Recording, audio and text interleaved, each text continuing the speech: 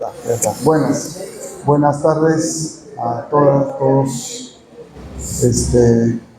Bien, vamos a continuar con nuestro segundo ciclo de conversaciones en torno a historia de la crisis mundial. Hemos tenido una sesión introductoria y hemos tenido ya una primera sesión hace 15 días sobre las conferencias propiamente dicho. Nos toca hoy, en esta sexta sesión, tomando en cuenta las 4 que tuvimos en la primera parte, perdón un segundo, conversar en torno básicamente a un texto, ¿no? Un texto que tiene dos versiones sobre la crisis de la democracia. Ese es el tema del texto, ¿no? Un tema de bastante actualidad, de hecho sea de paso. Entonces, César va a hacer la presentación, ¿no? Jorge va a hacer la presentación la motivación para entrar al texto mismo. Yo simplemente quiero recordar algunas ideas de las notas que compartimos con ustedes hace una semana, más de una semana, ¿no? Primero, el tema, la crisis de la democracia, es una frase que aparece varias veces en la obra de Mariátegui. Aparece en esta conferencia, aparece en un artículo que también va a ser mencionado luego, y es el título de una de las secciones de la escena contemporánea, ¿no? Entonces, es un tema fuerte, entonces un tema eje, y no es casual, ¿no? O sea, en realidad es un tema de debate global en los años 20, entre políticos y entre politólogos, filósofos políticos, ¿no? O sea, hay una conciencia muy fuerte de que la democracia estaba en crisis, ¿no? No había que ser muy perspicaz para darse cuenta de eso, había los asedios. Y bueno, aclarando algo que Mariátegui aclara desde el inicio, cuando decimos democracia nos referimos a la democracia liberal burguesa, a la democracia de las elecciones, el parlamento, los partidos, la división de poder. Es a eso que se refiere la palabra democracia, no es aún una cosa más abstracta, más general, ¿no? Justamente la idea es que la crisis de esa democracia abra paso a una discusión sobre las democracias. Bien, entonces es un tema que está presente ahí, de hecho ha aparecido en algunas de las conferencias anteriores. Bueno, no entro en mayores detalles, ustedes han visto el texto, ¿no? Pero como hemos hecho en otras ocasiones, interesa mucho hacer notar que no es una novelería de Mariátegui, no es una novedad que vio en Europa, sino que tiene un fuerte antecedente nacional. Por eso, en el texto que hemos compartido, hemos incluido algunas de las múltiples referencias que se pueden encontrar a Mariátegui joven, en Mariátegui joven, sobre la crisis de la democracia, que también en concreto era la crisis de la República Aristocrática, que bueno, era poco democrática, pero es lo que pretendía ser la democracia en el Perú. Pero ahí están los textos, ¿no es cierto? Y para Mariátegui es un tema hasta de literatura, de burla, de chiste, de ironía, ¿no? Hay artículos muy agudos que le provocaron algunas veces algunos roces, ¿no? Con algunos personajes de la política criolla. Y bueno, y esto ha sido estudiado a fondo ya desde el punto de vista más historiográfico por Jorge Basadre, en su monumental historia, y este libro de Flores Galín de Burga, ¿no? Apogeo y crisis de la República Aristocrática, ¿no? Ahí se colocan muchas más referencias a todo esto, ¿no? Bueno, habría que además hacer recordar que Mariátegui varios años fue cronista parlamentario, o sea, su papel era hacer crónicas sobre el Parlamento. Y con ironía él dice que él prefería irse al Parlamento antes que ir a la Bermud, ir al cine, o a la zarzuela, ¿no? Le era más divertido y le escribía las crónicas, en fin. Son muy divertidas y algunas de ellas son no solo divertidas, sino también con mucho contenido, ¿no? La pirotecnia es aquí una industria símbolo.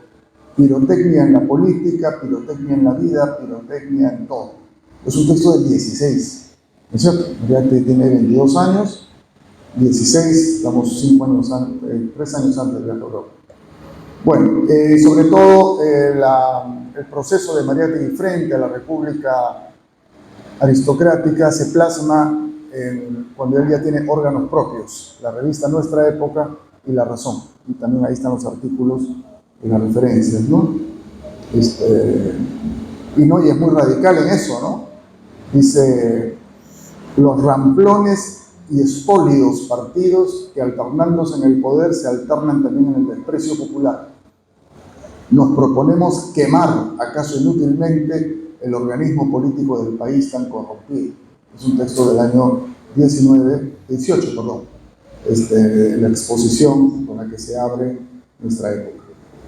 Bueno, sí, ahí hay un par de artículos en Nuestra Época, uno de Ugarte y después uno de Mariátegui, sobre los partidos políticos, ¿no? En el cual lo que ellos hacen es una suerte de autopsia de los partidos políticos, ¿no? También muy crítico, muy agudo, ¿no? Bueno, y La Razón está llena también de referencias, ¿no? Hacía mención acá a que el archivo Mariátegui publicó un extracto de uno de los artículos de La Razón, ¿no? Oportunismo político se llama el artículo, y si uno lo lee el texto dice, ¿dónde se publicó esto ayer, no? Porque es realmente sobre el Perú de ayer y de hoy.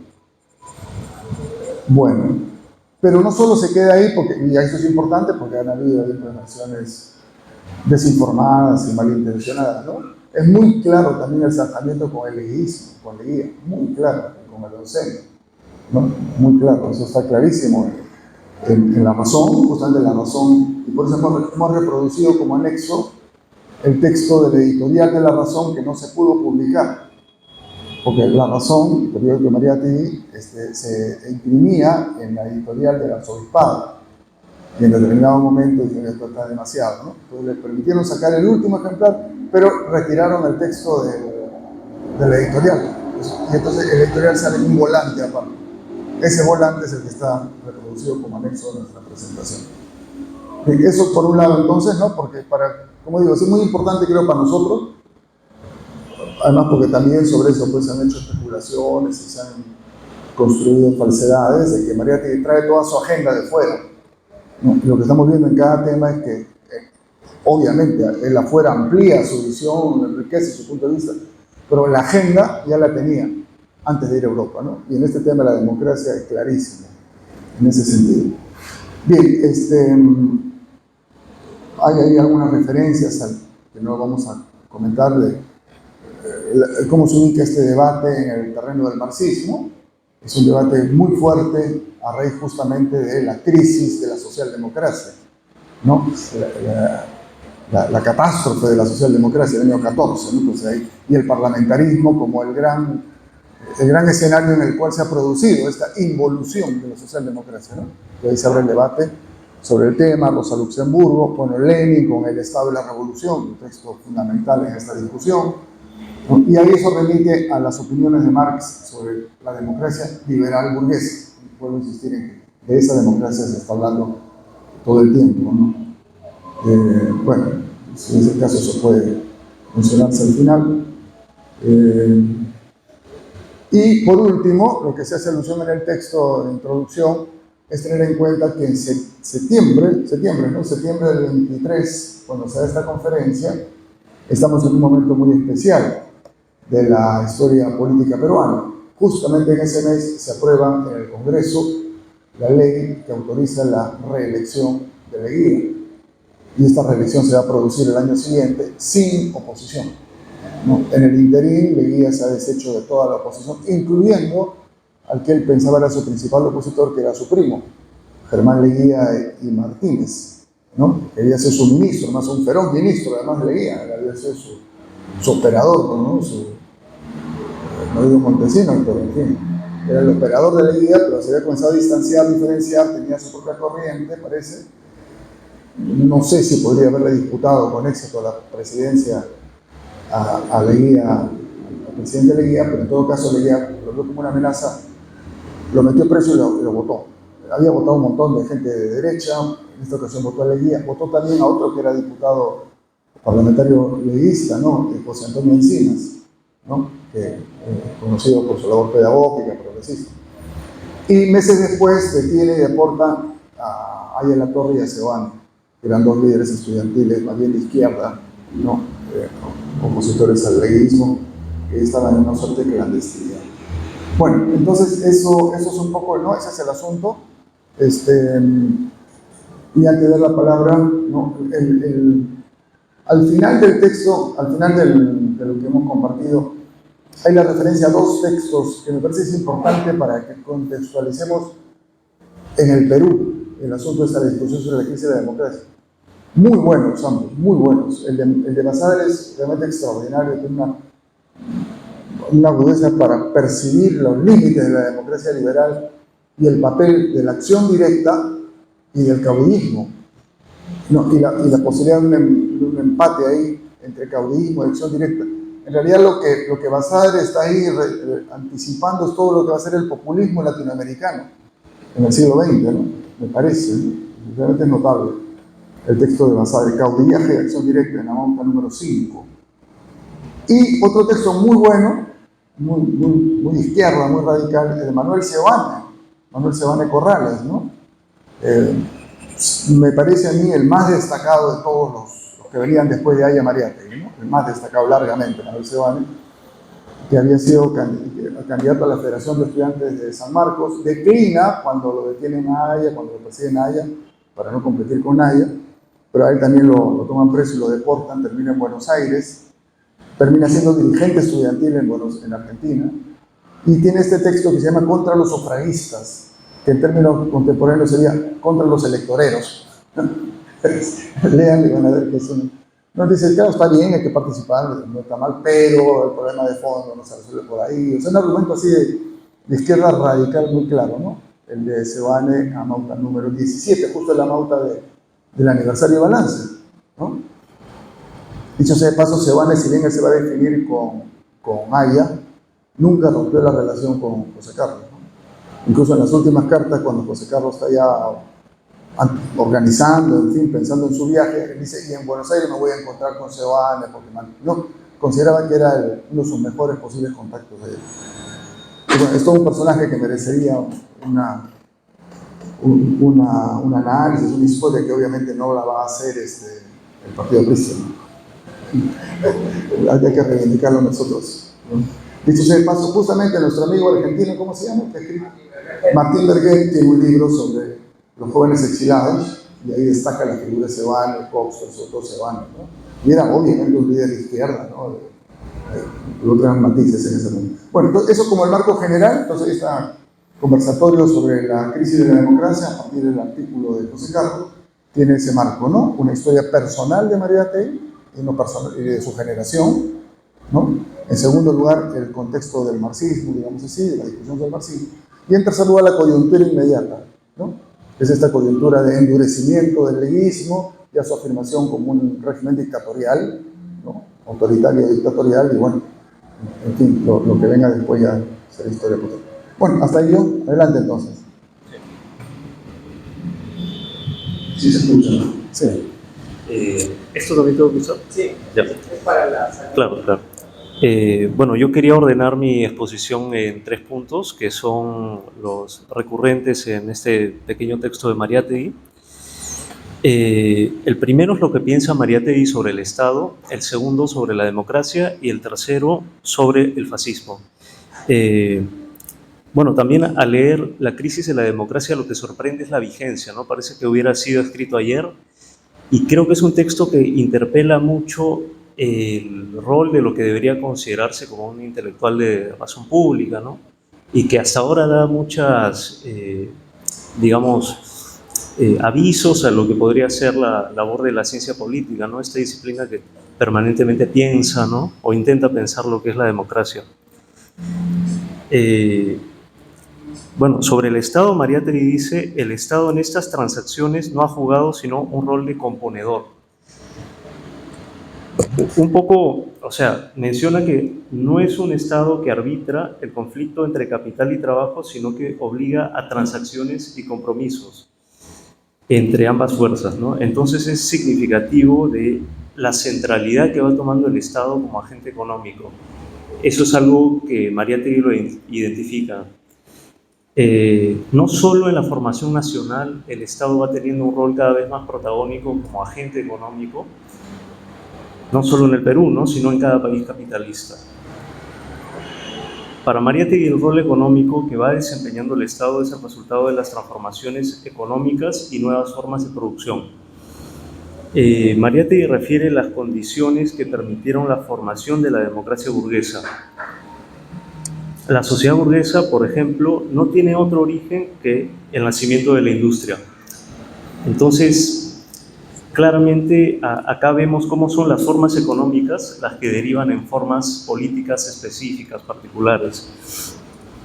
Pero no es una mecánica que se reproduzca de un modo directo, ¿no? Lo económico no entra acá a determinar, sino que requiere precisamente del liderazgo de alguna clase, de alguna capa social, como fue en su momento la revolución burguesa, que Mariátegui lo menciona, ¿no? O sea, precisaba del liderazgo de la burguesía como vanguardia y también del pueblo como sujeto político amplio. Y posteriormente Mariátegui menciona, ¿no?, la democracia burguesa ha cesado de corresponder a la organización de las fuerzas económicas formidablemente transformadas y acrecentadas. Esa creo que es la crisis de la democracia. La crisis de la democracia la entiende como una crisis también económica y de las formas productivas que entran en conflicto.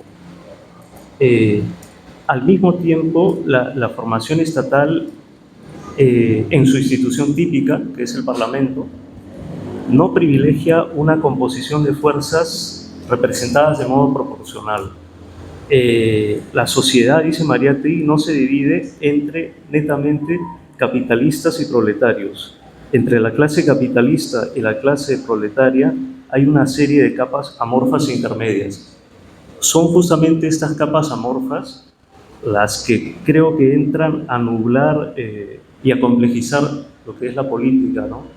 Porque aportan valores, ideales, mentalidades que terminan por poner borrosa esta conciencia exacta de sus necesidades históricas y clasistas, decía. Entonces, digamos que tanto la clase capitalista como la clase proletaria puede perderse, puede verse extraviada en sus obligaciones o en sus tareas históricas. Y en este esquema también entra la clase media, ¿no? O sea, Mariátegui piensa la clase media, lo menciona como enemistada tanto con el capital como con el proletariado. Y esto sin duda termina siendo funcional a todo conservadurismo.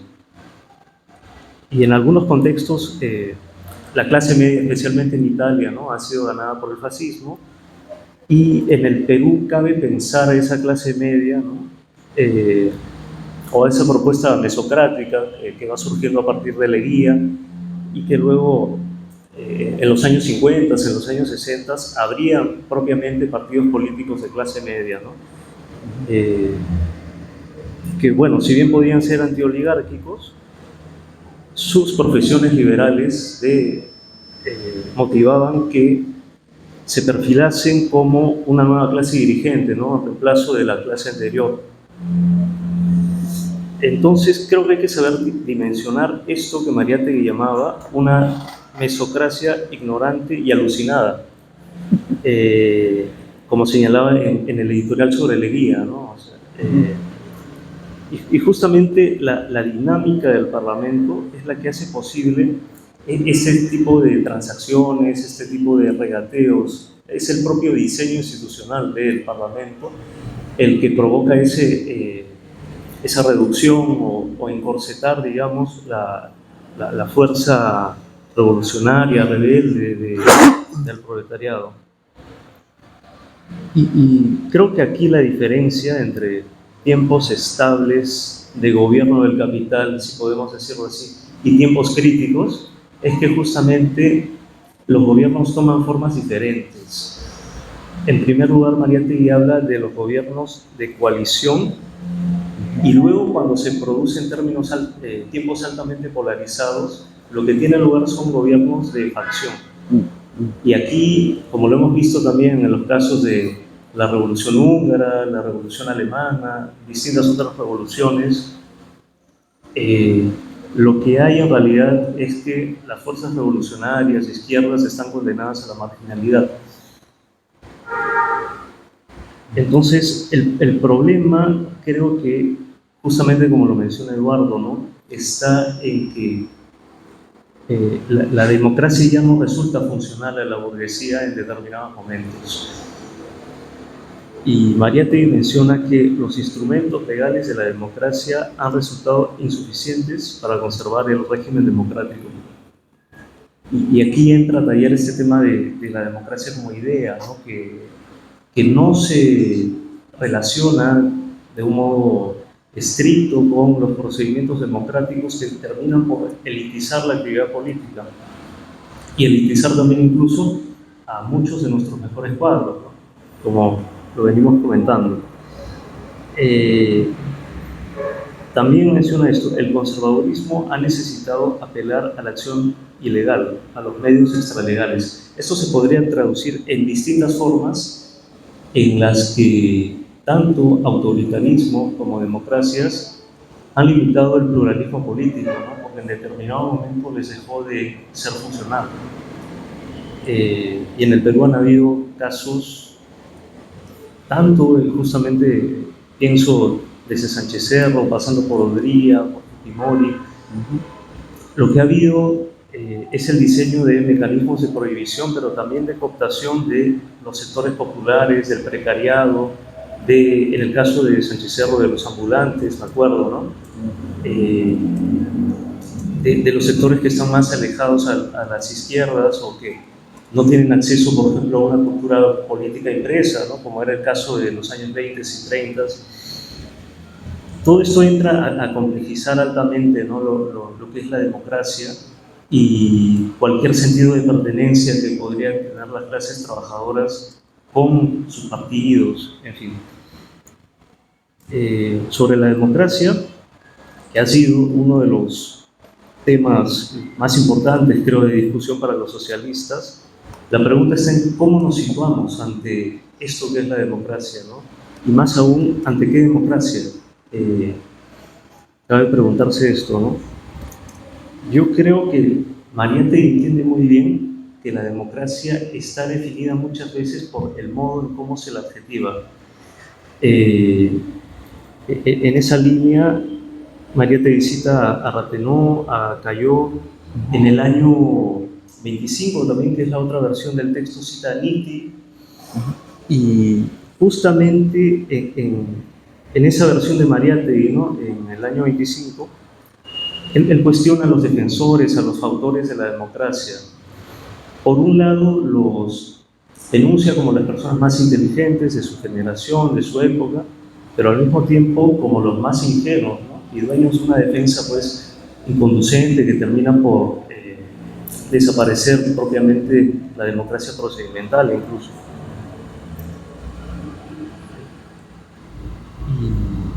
Bueno, este cuestionamiento, ¿no?, esta incomodidad que provoca la democracia no es, como venía mencionando también Eduardo, que está en las primeras partes del texto, no es algo nuevo. Tú lo escribes con un extrañamiento, ¿no? Y esto ya está en los escritos de juventud, en los escritos periodísticos,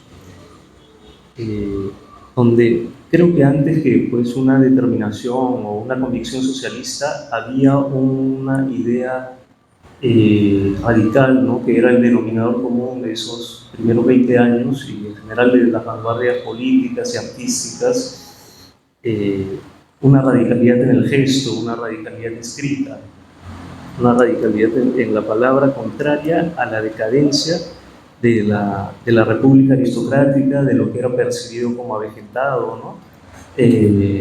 Son muy duras las palabras que José María Tevez contraleía, él define a lo que conformaban su gobierno como una plana mayor de hombres clásicos y catalogados, o sea, un reciclaje de lo que tantas veces hemos tenido, ¿no?, en los últimos tiempos. Y menciona que O sea, creo que este modo, ¿no?, de hablar, de escribir que tiene Mariátegui, un poco como lo leímos en la conferencia anterior, es dado porque Mariátegui evita hablar, y acá cito un poco la conferencia anterior, evita hablar minuciosamente, eufemísticamente, mesuradamente, como hablan los catedráticos y los diplomáticos. Creo que Mariátegui no se guarda ningún tipo de diplomacia para referirse, pues, a estos, en principio, estos factores de la democracia, y en segundo lugar a esta clase política, ¿no?, antigua, ¿no?, y que era la que conformaba justamente la propuesta de Leguía, que en su momento, en el 19, ocupó algunas expectativas. Sí, hay que comentarlo porque parecía una propuesta diferente a la reacción marxista, a la república aristocrática, pero que posteriormente, y alrededor del año 24, del año 25, ya no queda, pues, ningún asomo de progresista, ¿no?, en su propuesta.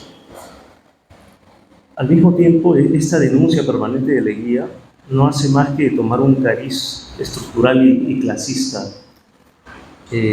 Mariátegui menciona que no era ni socialdemócrata ni reformista, ni democrático liberal, ¿no?, sino simplemente autoritario, represivo y pro-yanqui. Entonces, eso era lo que quería comentar en primer lugar sobre el Estado, luego sobre la democracia y sobre el fascismo, algo que es más a modo de comentario. Un poco entiendo que la lógica de este conversatorio es hablar también de perspectiva, ¿no? Yo creo que, y sobre esto también podemos, y estaré muy abierto a escucharlo, ¿no?, creo que no se puede hablar de que la democracia esté en riesgo de desaparecer porque hay hoy día un antagonismo entre reacción y revolución. Por lo menos en este momento no, porque no estamos, a mi juicio, en un momento de polarización, ¿no? Sí hay una politización de la derecha conservadora, ¿no?, pero eso no se corresponde con una politización o una radicalización de la izquierda.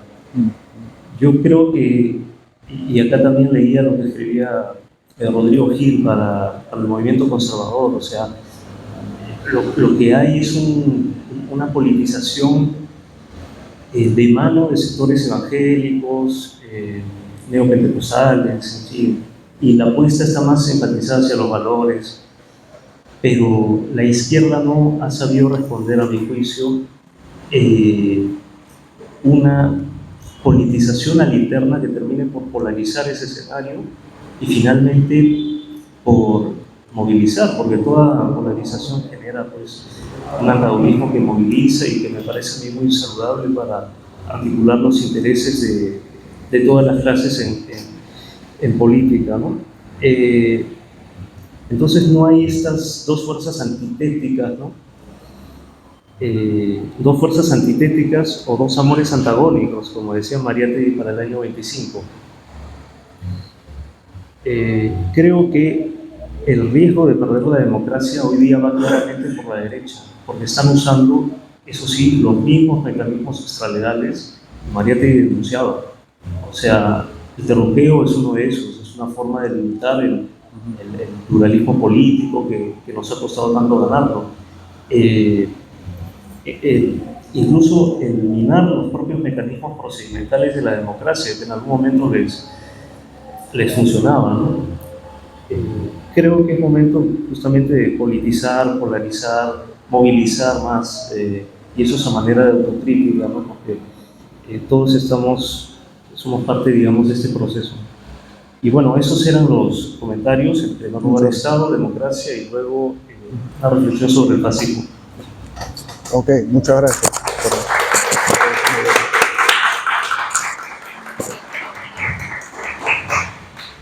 Bien, qué muy motivadora la presentación, nos ha dejado entonces temas, preguntas. Abrimos una ronda, ¿no?, de intercambio, reacciones a lo que hemos escuchado y a lo que hemos leído y a lo que hemos escuchado, y sobre esa base vamos identificando quizás algunos temas.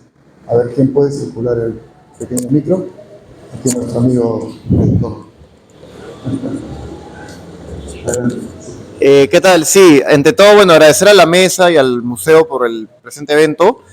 Yo quería un poco comentar sobre esto último que se ha hablado de la derecha y el fascismo, pero sobre todo en relación a poner un poco de perspectiva, ¿no? En relación al escenario actual. Yo creo que algo que no, o sea, no se suele tener en cuenta al menos es el uso de las categorías para diferenciar, por ejemplo, a los conservadores, a la ultraderecha o al fascismo, ¿no?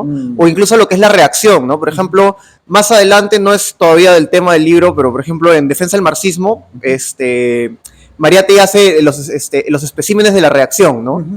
Entonces, como una primera cuestión, al menos para la fecha actual, yo me atrevería a decir que, claro, en el Perú hay un campo popular bastante heterogéneo, con tendencias, por un lado, quizás progresistas, incluso revolucionarias, pero también conservadoras. Y el tema es quiénes sacan provecho de eso. Entonces, yo me atrevería a decir que al menos en el Perú yo creo que no hay fascismo. O al menos en la actualidad no lo hay, porque el fascismo tiene una visión, o en todo caso me atrevería a decir que quizás lo más cercano, pero que no llega a ser, sería algo parecido a Antauro, pero que no llega todavía, está como a mitad de camino, es todavía una cuestión ambigua que no necesariamente va a desembocar en eso aún. Pero más que nada lo que se ve en el Perú creo es la reacción al campo popular, la reacción a la izquierda, etc.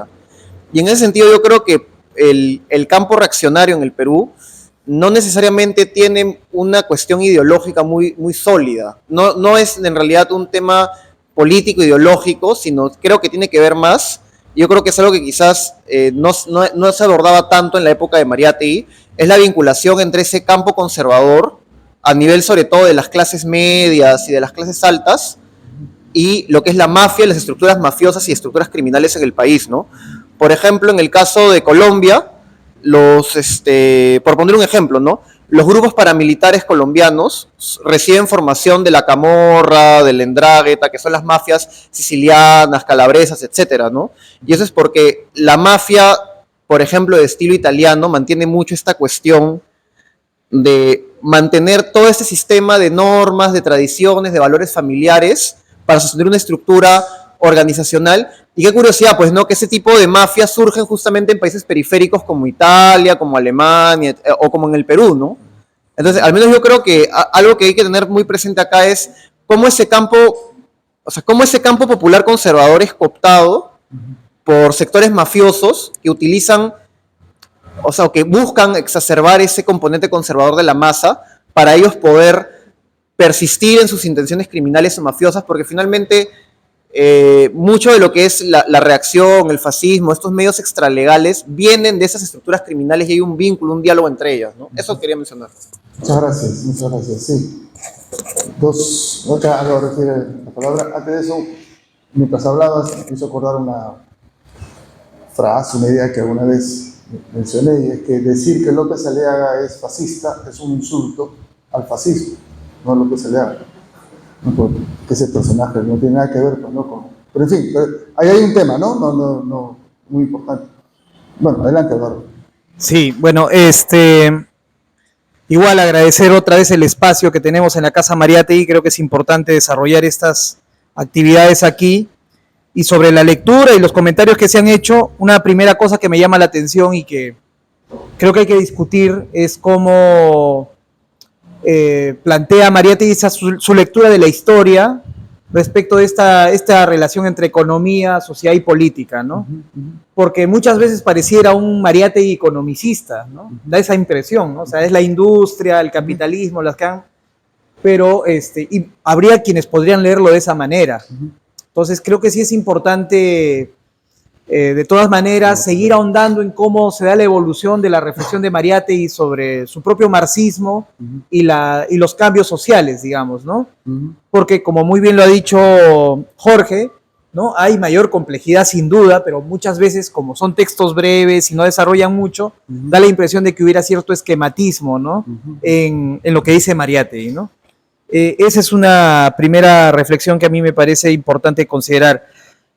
Otra es sobre esta autonomía de lo político, ¿no? Que también creo que lo menciona también Mariátegui, ¿no?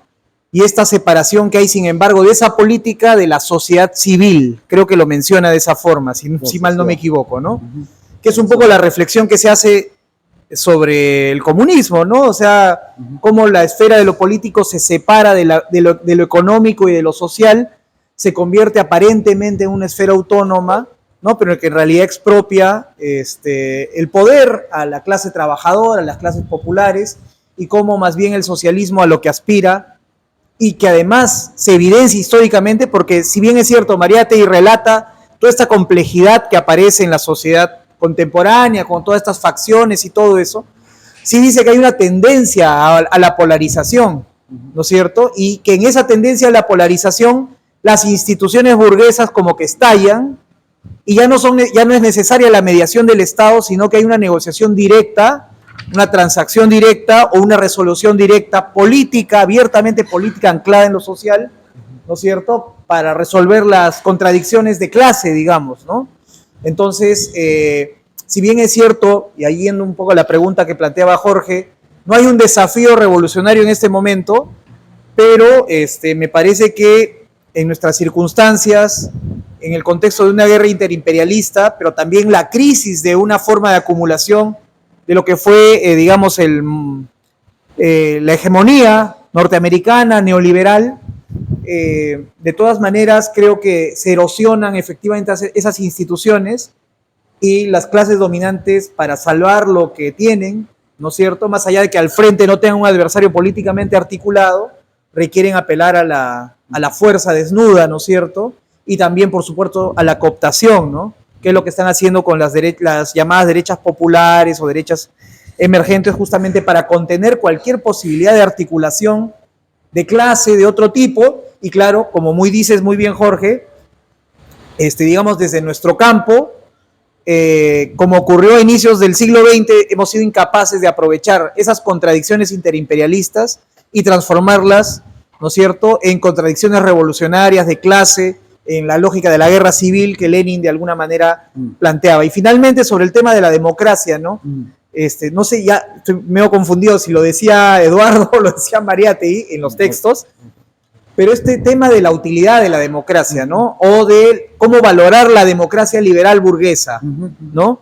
Y se decía en el texto que Marx la había valorado de acuerdo a las circunstancias, ¿no? Y que efectivamente en algunos casos, y Rosa Luxemburgo creo que lo plantea también en el caso de la Revolución Alemana, considera que hay cosas que se han conseguido con la democracia liberal burguesa que el proletariado tiene que defender y extender, ¿no? La libertad de expresión, las libertades políticas, e incluso la idea de la Asamblea Constituyente que Lenin fustiga, ¿no es cierto?, en Rusia, ¿no? Y creo que también es importante considerarlo de esa manera para nosotros también, ¿no? O sea, cómo abordamos el tema de la democracia burguesa y los avances que podrían haberse definido a partir de ella, no sin olvidar lo que Mariátegui mismo planteaba como una ingenuidad, ¿no?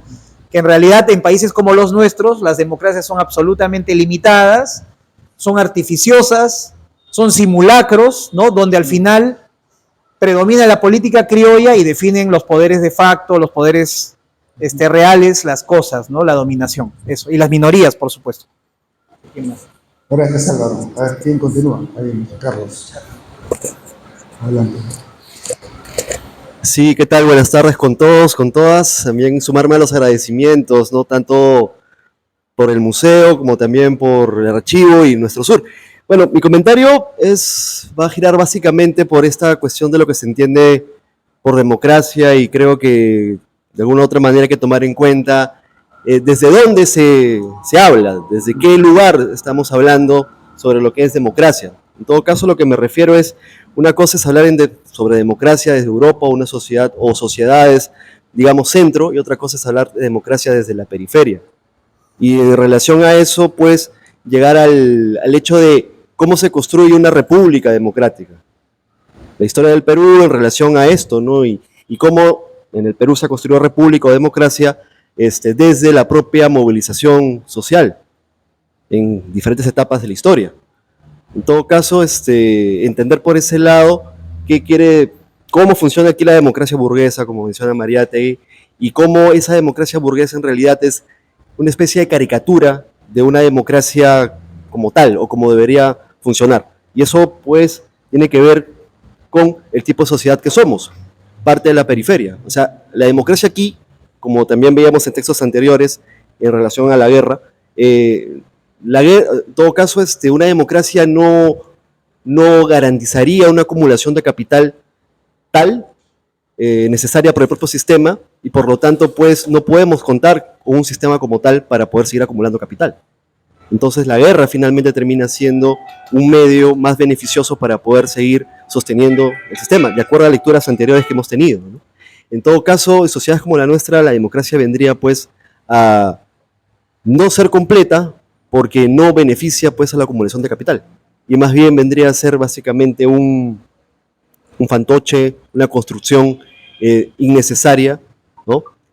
Que finalmente serviría pues para poder seguir sirviendo acumulación a las sociedades de centro, ¿no? En todo caso a las transnacionales y todo esto.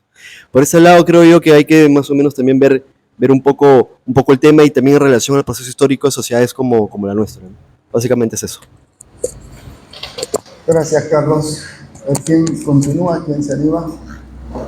A ver. ¿Quién desea opinar? Adelante ahí. Adelante. Hola, ¿qué tal? Tengo varias ideas, pero voy a tratar de plantear dos muy breves. La primera tiene que ver con el tema último del fascismo, que creo que es un tema de coyuntura. Yo estoy de acuerdo con el diagnóstico de Jorge y de Eduardo acerca de que es difícil ver el fascismo hoy, pero lo que me parece incluso más peligroso que eso en términos de perspectiva es si sigue siendo válido en términos no solamente analíticos, sino también estratégicos, plantear la discusión en esos términos de fascismo, que puede llevarnos en términos de estrategia política, a plantear alternativas de lucha política con las imágenes de los años 30 o con las imágenes de entreguerras, ¿no? Y para dar justamente la posibilidad de pensar en el carácter particular que estas nuevas derechas tienen hoy día, ¿no? Entonces, claro, evidentemente el fascismo de los años 30 no va a volver, ¿no? O sea, el nacionalismo, el imperialismo, nada de eso está ahorita acá. O hay, digamos que hay rasgos, ¿no? Pero no es igual, ¿no? En todo caso, la discusión es amplia, pero tal vez habría que considerar si acaso seguir poniendo en términos, el debate en términos de fascismos nos va a llevar más bien a construir una alternativa de lucha política a través de fantasmas del pasado, ¿no? En vez de ver las particularidades del presente, ¿no? Lo que sí me parece, creo que sí, en todo caso me parece que hay puntos de contacto con la coyuntura de ese momento y con la coyuntura de ahora. Es que hay un proceso de descomposición de la democracia representativa, ¿no? Y creo que tiene que ver mucho también con el contexto de crisis, ¿no? O sea, el contexto de aparición del fascismo de ese momento es un contexto ya luego de la Primera Guerra Mundial, ¿no? El tema de la reconstrucción, el avance del capitalismo. Hoy estamos en un contexto distinto, pero digamos que lo que hay efectivamente es una descomposición, en primer lugar, de que esta democracia a la que transitamos en los primeros 80 y luego en los 2000 viene de un modelo que partía del supuesto que había una dinámica de alianza capital-trabajo, ¿no? Los acuerdos de la Segunda Guerra Mundial. Ese momento se acaba. Digamos, lo que está sucediendo ahora es, digamos, un poco la resaca larga de eso, que también supone el agotamiento de un tipo de neoliberalismo que fue hegemónico en los años 80-90, que es el liberalismo progresista, ¿no? De Blair, ¿no? De Clinton, ¿no? Ese liberalismo se acabó, y digamos que lo que vivimos ahora es ese momento de descomposición que sigue la crisis de 2008, ¿no? Que ya es un momento de descomposición de ese paradigma político, y de justamente de cómo es que es interesante ver cómo, por ejemplo, el fenómeno Trump, esta llamada white trash, ¿no? Esa basura blanca, como decían allá, son esos descontentos de que justamente de que el modelo económico que les prometía esa sociedad de mercado, al final se cumplió, y son los que, digamos, que canalizan su rabia a través de un experimento de populista de derecha como es Trump, ¿no? Entonces, por ahí creo que hay como que esas rimas, ¿no? En la historia de que contextos de crisis dan momentos de descomposición política, y esos son capitalizados por grupos de extrema derecha para plantear ofensivas conservadoras, ¿no? Pero creo que hay que pensar bien, en conclusión, si efectivamente plantear la discusión en términos de debates de hace 100 años, con lo que nos pueden decir todavía en el presente, nos puede llevar a caminos de estrategia política que, en vez de plantear alternativas desde la lógica del presente, nos termine anteponiendo las ojeras del pasado, ¿no? Eso nada más. Muchas gracias, muy interesante. ¿Quién más desea? Aquí.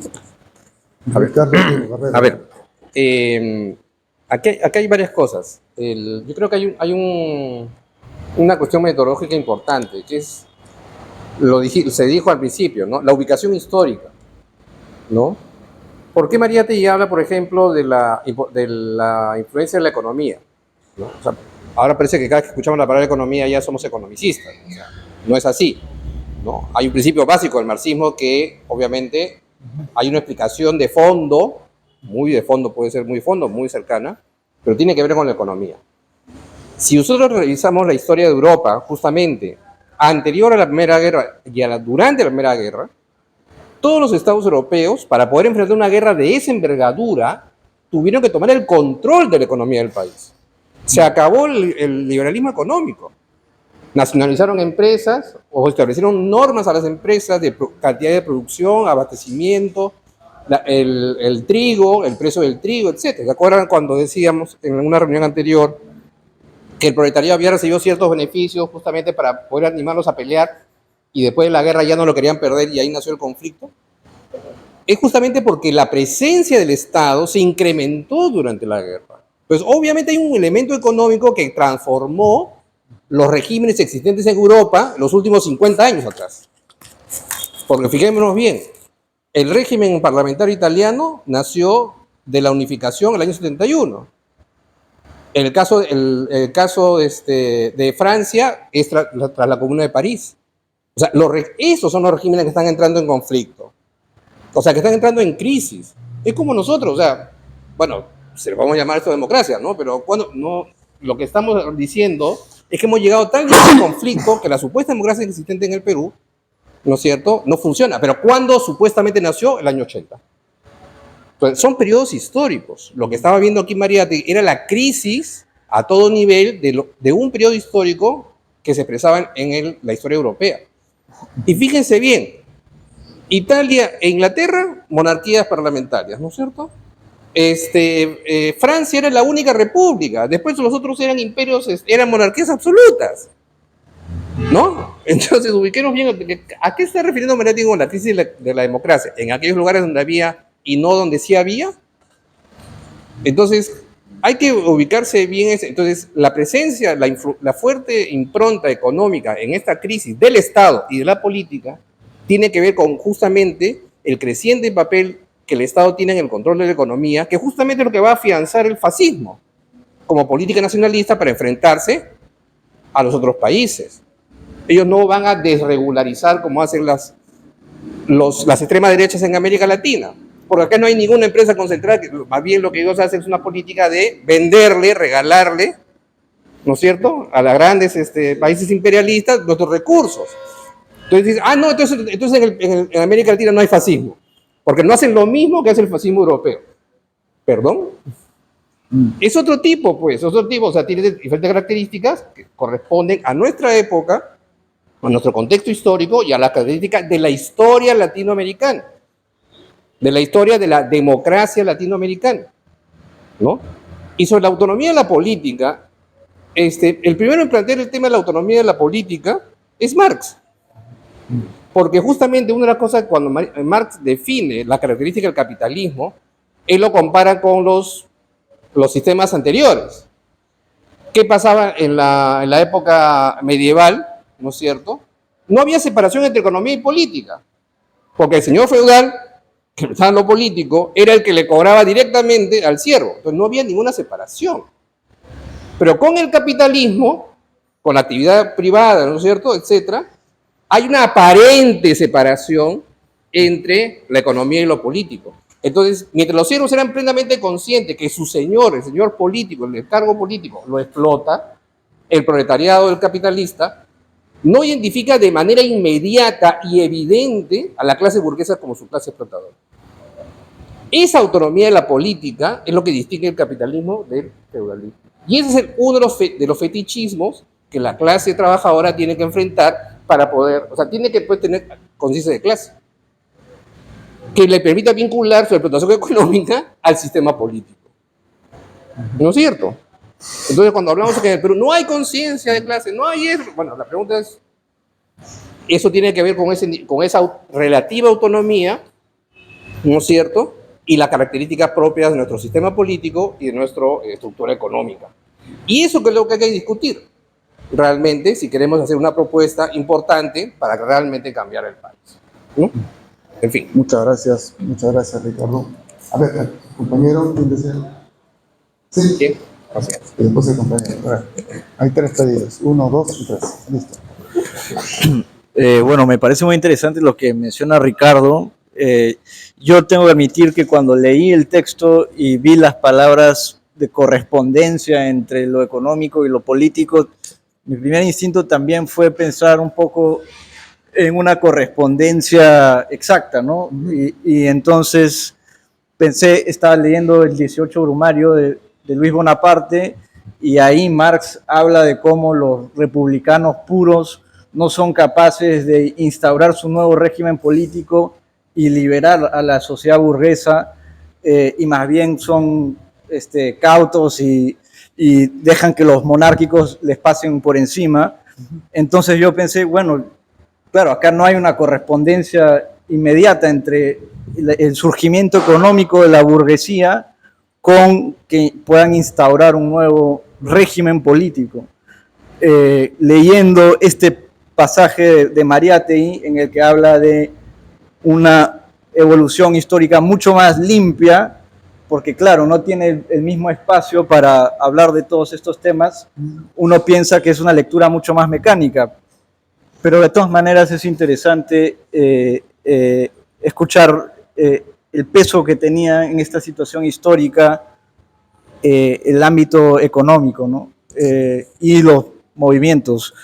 Bueno, lo otro que quería decir es sobre la democracia y también sobre Marx, en justamente el 18 Brumario. Él habla, yo creo que ahí todas estas libertades, libertad de prensa, libertad de asociación, le sirvieron a él para abrirse un espacio de crítica frontal hacia el régimen político. Entonces supo aprovechar todas estas libertades que venían con el liberalismo, y a lo largo de la historia creo que la democracia ha podido servir como un paso para avanzar. También acá en el Perú, los 70, el eslogan era democracia, y ahí se agrupaban un montón de demandas. En muchos países, en Brasil también, ¿no? Abajo la dictadura, pero con ese abajo la dictadura venían un montón de otras demandas populares. El problema es que, claro, luego las clases dominantes son muy hábiles para reagruparse y hacer que esas aperturas sean muy cortas y no puedas avanzar mucho más. Y yo creo que ahí es interesante volver sobre lo que dice Mariátegui, de cómo esta lucha no es solamente, no puede quedarse reducida al Parlamento, ¿no? Sino que estos grandes poderes se luchan mucho más allá del Parlamento, en todos los espacios. Y en el Perú yo creo que un tema es también volver a diferenciar un poco dentro de la esfera autónoma de la política lo que es el sistema político del Estado y la burocracia, ¿no? Porque acá también uno puede ganar una elección y tienes toda una tecnoburocracia que te frena todas las reformas que puedas hacer. Entonces, incluso dentro de esta esfera que no sería propiamente económica, hay muchos ámbitos y muchas esferas de pelea. Entonces yo creo que esta reflexión sobre el límite que tiene la institución parlamentaria es muy adecuada en este texto de Mariátegui. Adelante. El compañero, adelante, sí. El compañero que está detrás de Carlos. Sí, sí. Gracias. Buenas tardes. Excelente, ¿no? Todo lo que he escuchado, excelente el texto. Quiero leer un párrafo de la página 7. Dice acá está. La democracia burguesa ha cesado de corresponder a la organización de las fuerzas económicas formidablemente transformadas y acrecentadas. Por esto, la democracia está en crisis. Y continúa, ¿no? La institución típica de la democracia es el Parlamento. La crisis de la democracia es crisis del Parlamento. Claro, está en el contexto de las democracias europeas parlamentarias, ¿no? Pero me interesa a mí esto porque debemos ir a la propuesta peruana, ¿no? El joven de hoy no, o sea, piensa, o sea, no tiene otra opción que una república y lo que quiere es que la democracia mejore. En ese sentido, en la página 2 hay algo que dice muy interesante, ¿no? Dice, más adelante habrá que leer y comentar dicho artículo en el que desarrolla una crítica filosófica y muy aguda a los intentos de diferenciar y salvar la idea de democracia liberal frente al fracaso de sus realizaciones concretas. Ciertamente eso ha pasado, pero hay que también ponerlo en contexto, ¿no? Mira, las democracias en ese tiempo eran, podemos decir, democracias jóvenes. Si bien es cierto, la democracia surge en Atenas, pero ¿cuánto duró? 150 años, luego lo acoge la República Romana por un tiempo, termina con el Imperio Romano, y de ahí lo hemos abandonado, ¿no? Incipientemente se coge con la Paz de Westfalia, ¿no? Y luego ya, ni qué decir, con la Revolución Francesa, ¿no? Y los americanos por su lado. Y más bien, gracias, yo digo gracias en ese sentido, ¿no? Entre comillas, ¿no? Gracias a la Gran Guerra Mundial, terminan todos los grandes imperios, ¿no? Los Habsburgo, los grandes imperios, hasta el Imperio Chino, y ahí recién es un ideal en todo el universo, se puede decir, pero que hasta ahora no está, a tal punto de que hace 2 semanas The Economist nos ha sacado un reporte y las democracias lo clasifican bajo sus criterios, claro, ¿no? Bajo sus criterios, pero por lo menos es un indicador, ¿no? O sea, en 4 grupos, y el Perú ahora estamos en un régimen híbrido, y hay la tentativa, ¿no? Nos ponen los cucos, los fantasmas, y la gente que es manipulada, porque los líderes de opinión, lo que antes era en la izquierda la vanguardia, para la derecha el problema son los opinólogos, ¿no? Y ellos son los sumisos, y te crean pues una imagen irreal, ¿no? En Expresso, Willax, y los de abajo, que son manipulados fácilmente, dice, oye, yo creo en Dios, tengo que estar en contra del enemigo, que es el diablo, ¿no? Y el diablo es el comunismo, y tengo miedo a todo esto del LGTBI, y con eso los meten en un costal, ¿no? Entonces, viendo esta evaluación que hace en la página 2, que dice, hoy hay que diferenciar y hacer una reflexión filosófica, y estando ya a 100 años de distancia, ¿no? de lo que ha propuesto, más bien esa sería nuestra tarea, ¿no? O sea, ¿cuáles serían los criterios para decidir cuál es una buena democracia? ¿Qué es lo que queremos desde el punto de vista de consolidarnos como república, ¿no? Porque pareciera que en el mundo no es posible prescindir del capital. China lo está demostrando. Y Cuba quería prescindir y mira lo que está sufriendo, ¿no? Entonces, creo que ahí hay lecciones que aprender, ¿no? Muchas gracias. Al final, nuestro amigo, por su nombre. Sí. A ver. Gracias. Sí, buenas tardes. Bueno, yo quiero también, ¿no? Retomar lo que han dicho ya últimamente algunos de los compañeros, ¿no? Sobre el tema económico, ¿no? Dentro de la parte política. Y es que en verdad es bastante importante para Mariátegui, ¿no? Él, como marxista, ¿no? Y yo creo que también es importante para analizar nuestras coyunturas actuales, ¿no? Porque si nos vamos de forma extrema a la autonomía de la política, ¿no? Perdemos los vínculos con la parte social y económica de la sociedad, ¿no? Que son en verdad bastante importantes, ¿no? No en vano, bueno, Marx hizo el trabajo que hizo, ¿no? Los marxistas comprendieron la importancia de la economía, bueno, como parte de la realidad social, ¿no?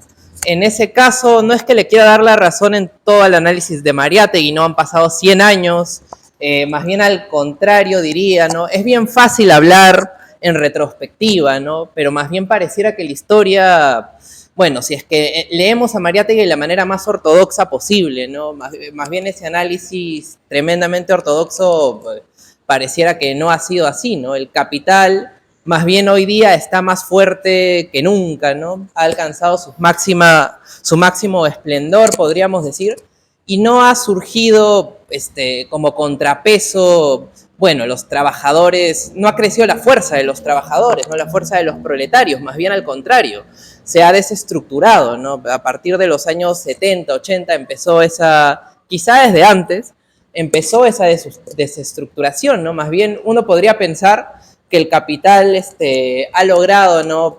Que ha logrado imponerse, o pensar que la organización social de lo que hoy llamamos el capitalismo tardío ha provocado esta desestructuración, ¿no? Hoy día ya nadie habla de clase social, se habla muy poco. Hace 100 años era algo evidente.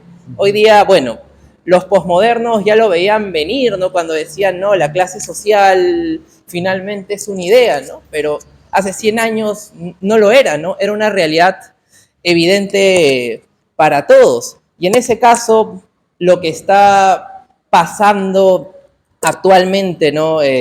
No lo podemos entender solo desde la autonomía de la política, aunque claro, es muy importante, ¿no? Para el movimiento, para los movimientos políticos, ¿no? Tener ese grado, creer en que tienen ese grado de autonomía, tener, bueno, lo que Mariátegui decía, ¿no? Ese espíritu, ¿no? De movilización, ¿no? Claro, pero también es importante comprender, ¿no? Por qué nuevamente percibimos que hay una crisis de la democracia, ¿no? Pareciera que esas desestructuraciones y esas crisis que han venido con el llamado capitalismo tardío, ¿no? Han causado, bueno, que la sociedad, como era hasta los 80, 90, se ha empezado a desestructurar totalmente, ¿no? Y al punto que hoy día nuevamente está surgiendo, ¿no? Una infelicidad, un sentimiento de que el sistema democrático ha decaído, ¿no? No resuelve nuestros problemas, ¿no? Más bien hay clases sociales, bueno, podríamos decir clases, podríamos decir sectores, ¿no? Tanto trabajadores como sectores intermedios. Hoy en día la línea está más difusa que nunca entre ambos, que sienten de verdad que no hay esperanza, ¿no? En el mañana, que más bien en el pasado las cosas iban mejor, ¿no? Y ese es el caldo de cultivo perfecto para que surjan movimientos reaccionarios, ¿no? Digámoslo así, podríamos pensar en fascismo, quizá no, quizá el término fascista pecamos de generalizarlo, no sé si es que lo usamos para todo, pero podríamos decir ultraconservadores, podríamos decir ultrarreaccionarios. Y también nos hace pensar en qué debería hacer la izquierda, ¿no? Porque ahora que los trabajadores están desestructurados, evidentemente los vínculos que la izquierda, y en todo el mundo, no solo en el Perú, ¿no? Porque el Perú tiene sus particularidades, pero hay ese sentimiento de que en todo el mundo los vínculos de la izquierda con los grupos trabajadores, ¿no?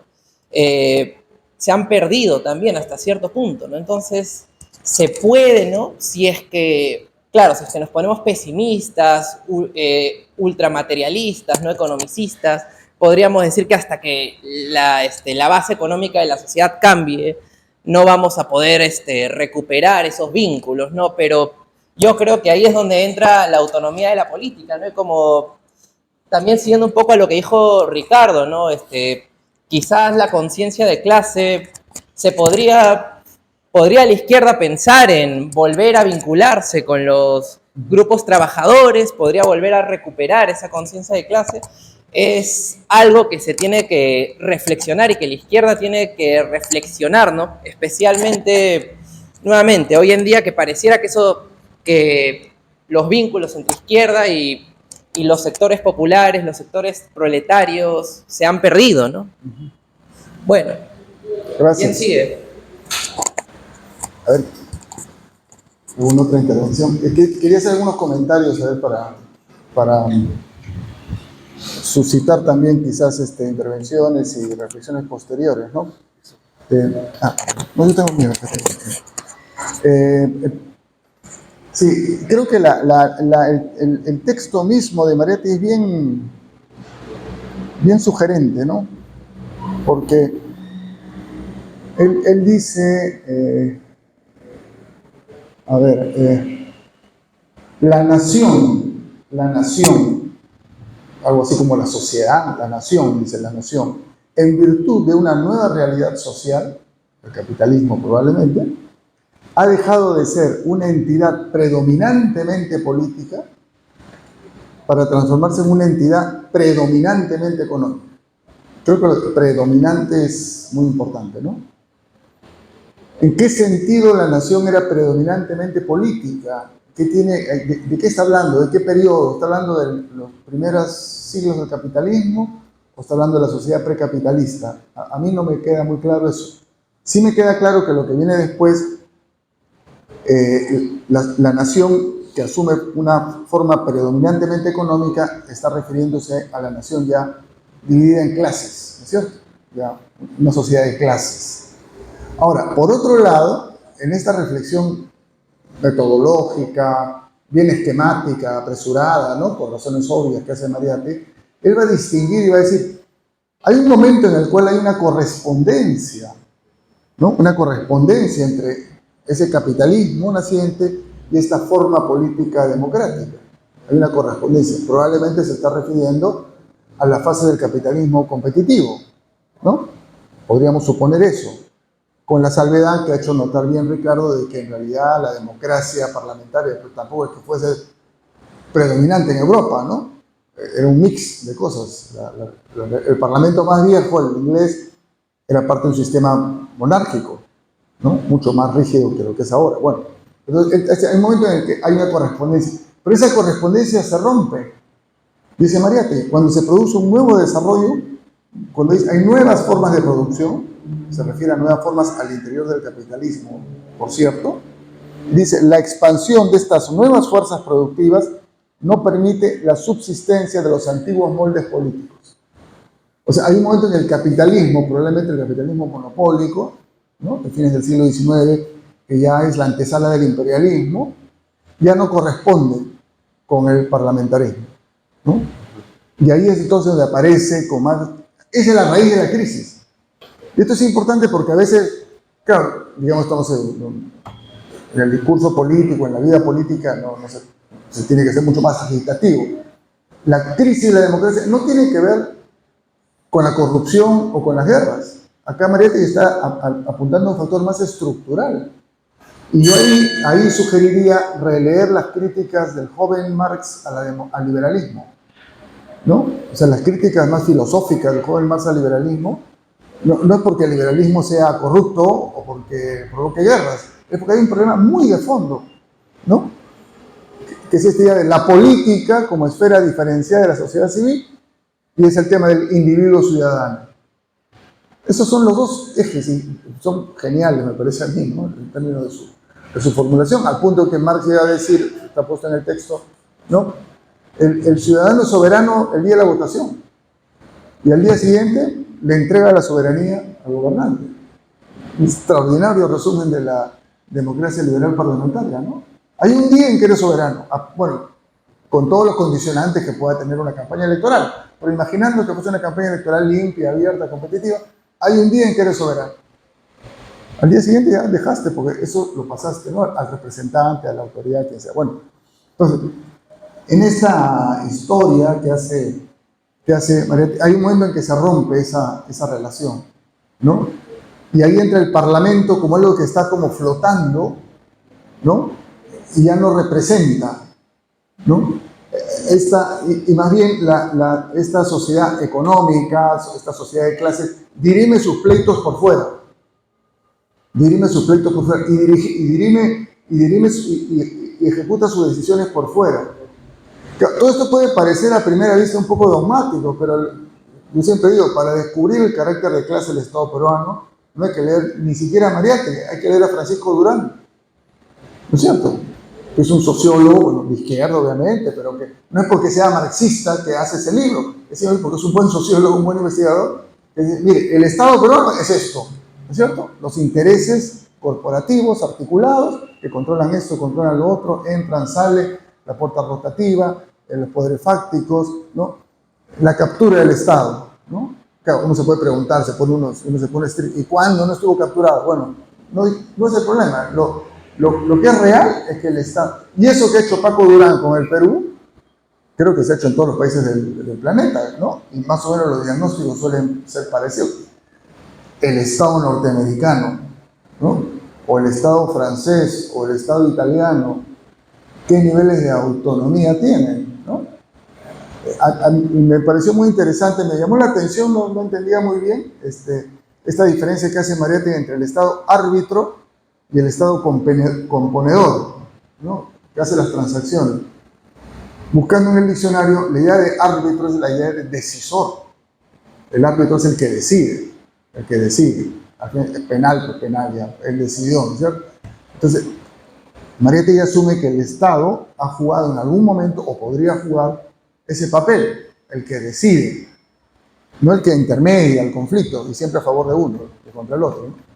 Eso ya se perdió. Bueno, entonces hay ahí una reflexión sobre el Estado muy profunda que hay que actualizar, no hay que asumir porque está en Mariátegui, ¿no?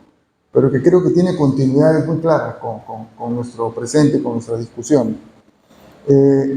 Y por otro lado, dos cositas más quería mencionar a raíz de lo que se ha dicho y lecturas complementarias también. El asunto de la democracia, como dije, ¿no? Acá cuando se dice democracia en el texto es democracia liberal burguesa. Pero bien importante apareció en la conversación. La democracia liberal burguesa es tan pasajera como el capitalismo, es un paquete, ¿no? Y ahí me viene a la mente una cuestión muy buena de Basadre que toma de un historiador o de un filósofo británico, ¿no? Y él distingue tres maneras de entender la democracia. La democracia como un conjunto de valores, la democracia como sistema político, perdón, el liberalismo como un sistema de valores, individuo, libertad, pluralismo, ¿no?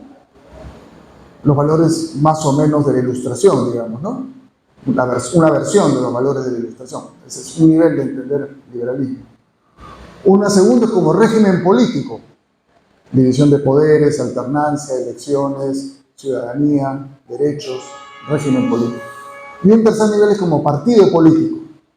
El Partido Liberal que promueve políticas liberales, ¿no? En la economía, en lo político, etc. Y el propio Basadre dice que hay que diferenciar esto. Creo que está en las reconsideraciones a Perú, Problema y Posibilidad. Eso sí que es una opinión que Basadre mantuvo toda su vida, ¿no? Y dice, claro, el liberalismo como partido político puede ser efímero, desaparecer, podemos no ser. El liberalismo como sistema político, ¿no? Puede también, y acá estamos hablando de eso en estos textos, ¿no? Pero probablemente hay un conjunto, y probablemente ahí es donde Rosa Luxemburgo le plantea la crítica a Lenin, ¿no? Es que hay valores de la Ilustración en la política que no podemos abandonar. Libertades, pluralismo, ¿no es cierto? Oposición. ¿Cómo se configure eso como régimen? Es otra cosa, ¿no es cierto? Creo que esa diferencia me parece que es importante. Como digo, yo la tomé hace un tiempo de Basadre y creo que varias de las críticas al interior de la izquierda, no desde fuera, al interior de la izquierda, a algunos procesos revolucionarios, probablemente asumen esto también, ¿no? Asumen esto también. Bueno, y por último sobre los fascismos, sí, pues los fascismos. Claro, el fascismo se atribuye, tiene su cuna, su origen, es el nombre propio del movimiento italiano, el fascismo de Mussolini, ¿no? Después está el nazismo de Hitler, que en realidad se inspira en Mussolini, pero lo supera. Hemos hablado de Horthy, ¿no? Este reaccionario húngaro. En el texto aquí se habla de el español, de Primo de Rivera, ¿no? Que después Mariátegui, como otros, va a ningunear, ¿no? Este no fascismo, este es un señorito, ¿no? Pero de todas maneras era un reaccionario, ¿no? Y a raíz de las reuniones, del momento en que apareció su nombre en nuestras conferencias, en nuestra lectura, este señor Cailloux en francés, que era un político de derecha, muy cercano a Poincaré, evoluciona, y Mariátegui tiene un artículo sobre eso el año 29, si no me equivoco, a ser una suerte de fascismo francés. Y ahí hay un párrafo bien interesante de Mariátegui sobre cómo en Francia el fascismo no puede ser como en Italia. ¿no? Es un fascismo más de funcionarios, más constitucional. Le da un carácter más constitucional, pero también lo pone en ese campo, ¿no? Entonces, claro, yo comparto totalmente la tesis de no transformar las categorías políticas en insultos, ¿no? Es facho, claro, ¿no? La lucha política es un facho, ¿no? Fascista, ¿no? Como la derecha, el populismo se ha convertido en un insulto, eso ya perdió totalmente cualquier acepción académica, ¿no? Populista es Trump, populista es Chávez, populista es Antauro, populista es, ¿no? Todos son populistas, ¿no? En fin, por supuesto, no hay que caer en eso, pero sí hay que reconocer que las mismas categorías políticas pueden tener acepciones o perfilamientos diferentes según las tradiciones nacionales, según las correlaciones de fuerza. Entonces creo que eso es importante. Y claro, no, comparto la idea de que, bueno, en el Perú ahorita no hay un movimiento protofascista como tal, no, hay movimientos reaccionarios, conservadores muy fuertes. Pero quizás, y eso hay varios autores que están hablando de eso, quizás en el mundo contemporáneo ya el fascismo no necesita configurarse como movimiento de masas, sino como sistema de dominación cultural e ideológica, ¿no? Porque si tú controlas ya todas las redes, todos los productores de conocimiento, ¿no? Todo eso, hasta te puede ser peligroso movilizar gente, al contrario. Y ya tienes lo que el fascismo logró movilizando gente, ¿no? Entonces, de repente por ahí tenemos una versión de posfascismo, de totalitarismo posfascista, no sé cómo llamar, que es mucho más potente además, ¿no es cierto? Y que sí tiene existencia real en nuestro país, ¿no? En nuestro país, o sea, un sistema de control, manipulación y control masivo que alimenta valores, temores, prejuicios, ¿no es cierto? Y orienta a actuar en un determinado sentido, ¿no? Y con eso les basta. Y ahí puede permitir juegos menores, ¿no? Puede permitir que haya oposición, puede permitir que hayan elecciones incluso, mientras el conjunto del paquete esté controlado. Eso me parecía. No, hemos hablado varias veces del fascismo. Hay un tema, quizás luego, que aparte podamos tener una sesión o varias sesiones sobre el fascismo en Mariate, ¿no? Pues hay textos desde Cartas de Italia hasta muy avanzado ya, la década del 20, sobre el fascismo, ¿no? En la escena contemporánea. Bueno, en la escena contemporánea hay una sección sobre eso. Quizás ahí podría ser, ¿no? El momento de tratarlo más en profundidad. Pero me llamó la atención que el propio Mariate, aparte que tuvo unas intuiciones muy claras sobre el fascismo al inicio de la década del 20, va a reconocer que hay diversas configuraciones del fascismo. Y creo que eso nos debería llevar a pensar cómo se configuraría en el mundo de hoy un movimiento equivalente al fascismo, ¿no? ¿Y qué lo hace equivalente? Uno, el gran capital, ¿no es cierto? ¿No? Dos, la violencia. Tres, la movilización de masas. Pero esa movilización de masas no tiene por qué ser en las calles. Puede ser en las redes, simplemente, ¿no? En fin, creo que esos son temas que deberíamos ir reflexionando. Hasta ahí, a ver, una rondita final. Te voy en 30 minutos. Sí. La crisis de la democracia no aparece en el siglo XX. Aparece casi nacida la democracia. John Stuart Mill hablaba amargamente de la irrupción del pueblo, del populacho, en la escena política.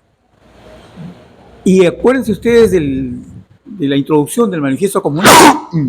Un fantasma recorre el mundo. ¿A qué se refería? Justamente a las movilizaciones obreras proletarias que de fines del siglo XIX y al inicio, al fin del siglo XVII e inicio del siglo XVIII y XIX, que aterraban a la burguesía.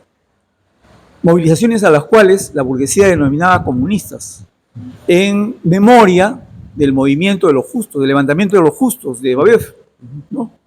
Que se denominaban ellos mismos comunistas. Entonces, el temor a las masas genera toda una crisis en la misma noción de democracia, en la propia burguesía. Claro, ciertamente la aparición de los monopolios y el imperialismo son hechos materiales que son contrarios a la democracia. El monopolio por sí mismo ya es antidemocrático, ¿no? Es ajeno a la competencia que tan cara al liberalismo. Y ese es un apunte. El otro es el siguiente, ¿no? Ya tú has señalado esta mención a cómo es que la democracia se basa en un acto de soberanía durante unas horas o de un momento, un instante, en que el pueblo decide a través de su voto quién lo va a representar y luego delega esa representación. En el Perú inclusive se ha hablado de democracia delegativa, creo que fue Keiko Fujimori, su hermano, el que habló de democracia delegativa, mencionando a un tratadista argentino, creo. O'Donnell, sí. O sea, la noción misma de democracia es una contradicción. O sea, la democracia es una democracia en la que el pueblo, la mayoría, delega su representación ante unos representantes congresistas que carecen de mandato imperativo. Por lo tanto, pueden hacer lo que se les dé la gana, como suele ocurrir, ¿no? Y no tienen que darle cuenta a nadie, ¿no? A lo largo de una cantidad de años determinada. Entonces, en verdad la democracia, pues, se construye fuera de las instituciones burguesas, ¿no? Lo menciona Mariátegui, pero los hechos hacen que efectivamente todas las revoluciones, todos los grandes cambios políticos se han hecho justamente fuera de las instituciones de la democracia burguesa, a través de la movilización, de la presión popular. Todas las grandes conquistas sociales, los derechos sociales y culturales se han conseguido a través de la movilización. Tercera cuestión relativa a la democracia. El liberalismo es liberal mientras no se ponga en cuestión su sistema político democrático. Y eso lo hemos experimentado en el Perú, en las últimas elecciones. ¿Cómo así? Connotados liberales, caviares, comillas, ¿no? Caviares, ¿no? Se pasaron a apoyar a Keiko Fujimori, ¿no? El más grande de todos, Mario Vargas Llosa. Y ni hablar de periodistas como Rosa María Palacio o Álvarez Rodríguez, claro, sobre todo Álvarez Rodríguez, que pasaron a apoyar a lo que representaba o lo que representa Keiko Fujimori. Finalmente,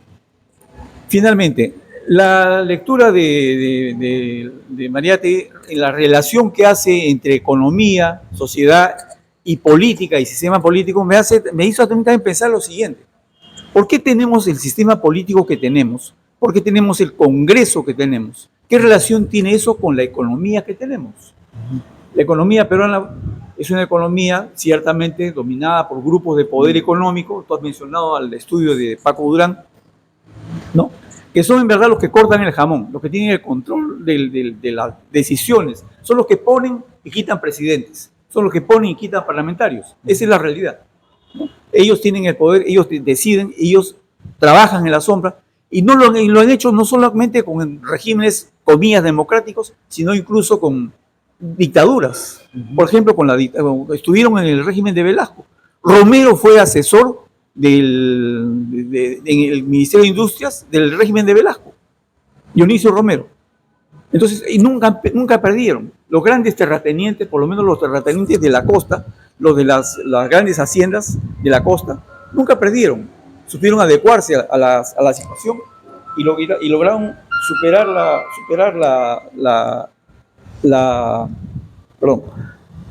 la crisis que en ese momento les planteaba la reforma agraria. Incluso se beneficiaron con ella, diría yo. ¿Ya? Ahora bien, pero ¿qué clase de capitalismo tenemos ahora y por qué tenemos la estructura política que tenemos?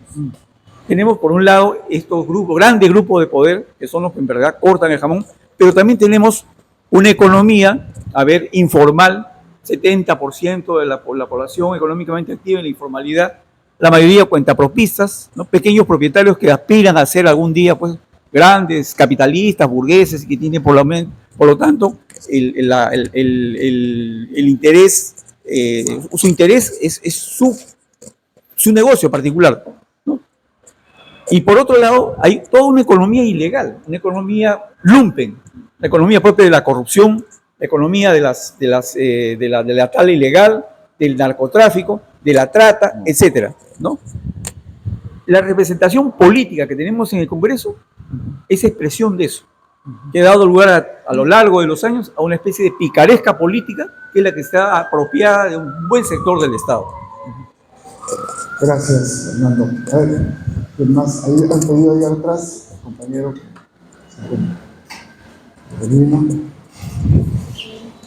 Gracias, gracias.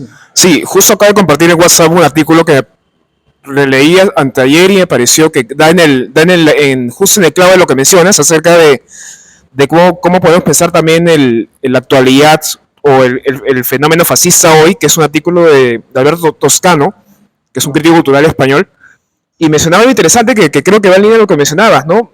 Voy a mencionar brevemente unas 5 líneas que él dice, en una sociedad capitalista, estoy traduciendo, en una sociedad capitalista donde las condiciones materiales de existencia pertenecen a la clase capitalista, la única cosa que puede ser extendida a las masas es el poder y el placer de dominar a los otros.